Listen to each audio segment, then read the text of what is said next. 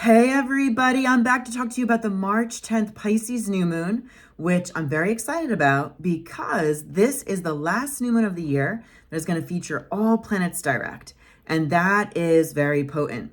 So whatever else is happening in regard to this new moon story, and there's a lot, which I'll detail, this is a go time, and this is a time of manifesting, of dreaming, of bringing those dreams to the surface and, taking steps to make them real.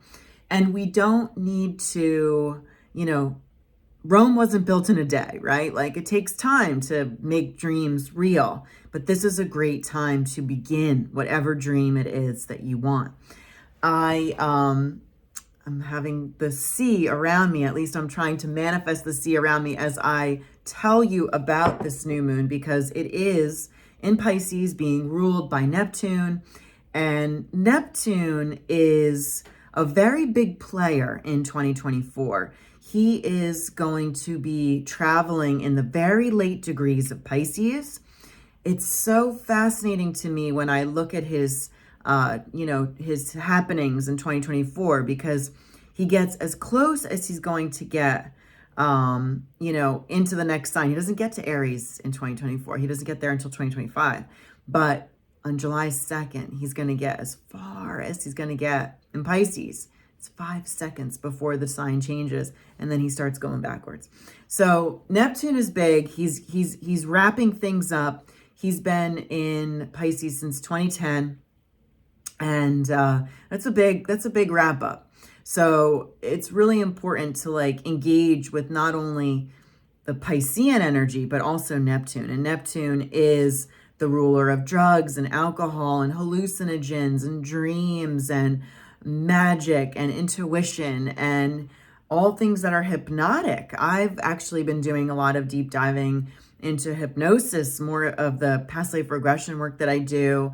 That's how I'm kind of engaging with the Neptunian energy. I encourage you to do some things too, like in your own Neptunian way, not going too deep into the negative parts of how we can escape and go into hallucinogens, but there's many positive things that we can do with his energy. It's important though to stay aware of how he can pull you into the dark side though. You have to kind of maintain some boundaries, and you have to make sure that you keep yourself clear and keep yourself focused, because Neptune can really get you off track if you're not careful. But getting back to the new moon, this is, there's so many things happening in this story that are so potent that I really, really want to just kind of lay it all out step by step. And when I was looking at the picture, I have it in front of me here. I have it up on my computer screen. I made some visuals for you and membership to look at too. You can look at the same picture that I'm looking at. There's a lot of things going on here. And when I was kind of putting it all together, I was coming up with some mantras, and I want to kind of, showcase them before I lay out all the nitty gritties, because there is a strong push here with the story, very strong Piscean energy, very strong Neptunian energy, to believe in the possibilities, whatever they may be, okay? You have to have a faith, you have to have a hope factor, and whatever that is for you, whatever your source of spirituality is, major one of mine is the planets, I don't know what I would do. I was telling this to a girlfriend. I don't know what I would do if I didn't have the planets to lean into. And not that they're going to take away my problems, but at least they give me understanding as to why things are going on the way they are. I encourage you to have some sort of tool or modality or, something to believe in, something to let you know, it's going to be okay. It's going to get better.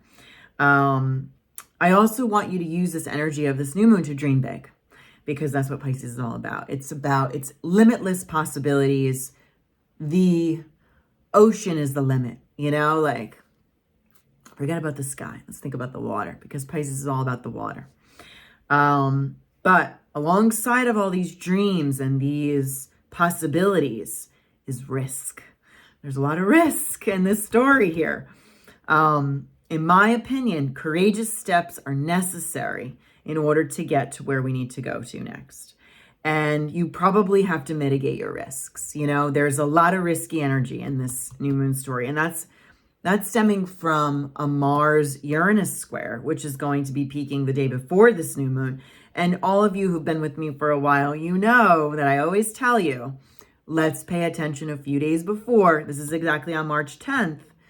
But there is a lot happening that is probably building into this day.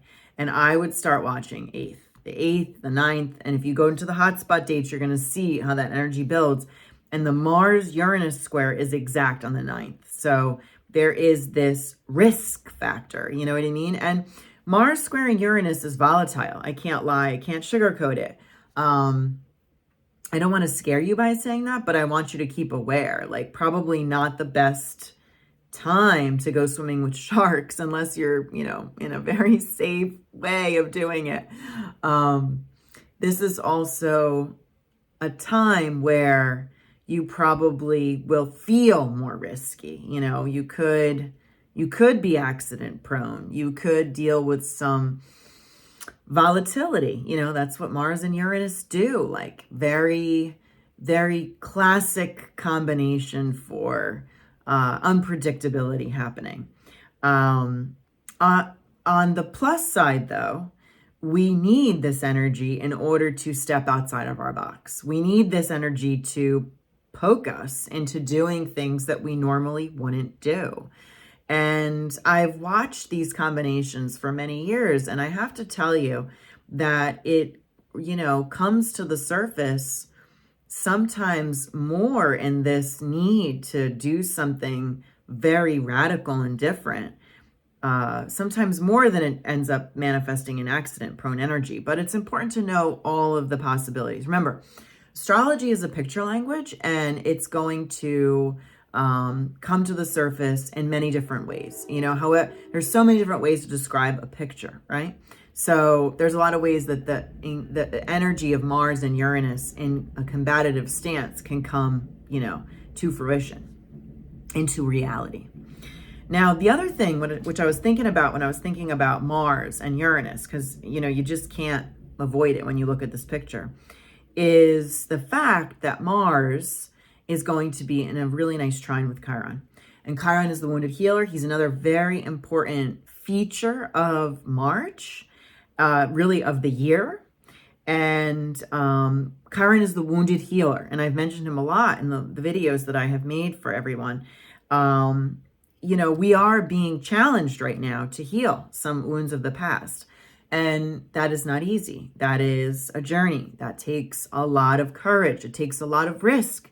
It takes a lot of, you know, energy to engage with however you need to heal, whatever it is. And we're all working through our own, you know, kind of situations that we're healing from.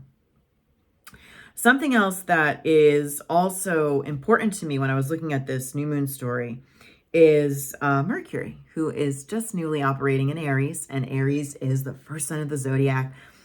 With Mercury, the planet of speech and the planet of movement in Aries, he's quick. He wants to be quick. Be careful of doing things too quickly, because that Mars-Uranus will trip you up. But you're going to want to do things quickly, and you're going to want to say things quickly. And, you know, you probably are going to want to speak from the heart. You know, just be careful about what you need to say. You know, make sure that whatever you're saying with intention. You know, you mean what you say, but you don't say it mean, you know, because there is definitely somebody who could get angry about it with that Mars-Uranus. Another really important thing is that Pluto is going to be engaging with Mercury on a very opportunistic way. He's going to be operating a sextile, which is a favorable combination. And that's going to help our thoughts. It's going to help our ideas. Remember what I said originally about this new moon? There's a lot of ideas. There's a lot of dreams that can become real.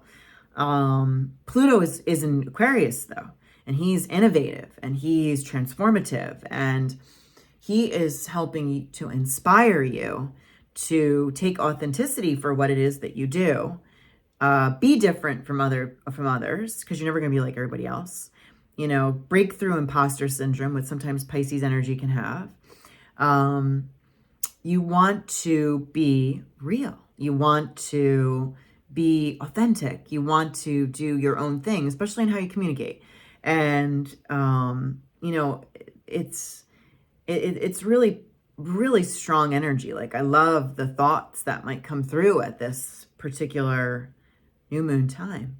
I know that I have set myself up to be by the water for this new moon. I have also set myself up to, take some time to really kind of think about new ideas coming to the surface. And I encourage all of you to do that too. Whether you can get to the water or not, that is, however life unfolds for you. You don't need to visit a body of water. You can take a bath.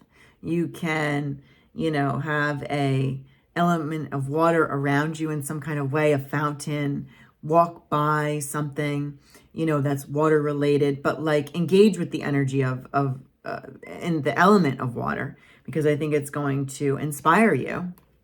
And I think it's going to help you dream up all those possibilities that you have inside, but need to bring to the surface. So use it to your advantage. Remember, all planets direct. Last new moon where that's happening for quite a long time. So use it and write things down. You will go back to these things later. And another very important thing about this Pisces energy is that all the things that you begin here, that the ideas that are coming to the surface, the little tiny steps that you take, or maybe the big steps that you take, they're going to come to fruition in September, on September 17th, when we will have our first Pisces lunar eclipse. We haven't had a Pisces eclipse since 2015. So this is that Pisces energy is not going away. And I'm not saying that because I'm a Pisces. I'm saying that because I see the proof in the skies of where it's going. So use it. And I encourage you to dream big with all of the things that come to the surface. Lots more resources in the Members Horoscopes. And also I've outlined where this specific new moon is happening for you in your sign. All right, everybody. Good luck. Till next time. Bye-bye.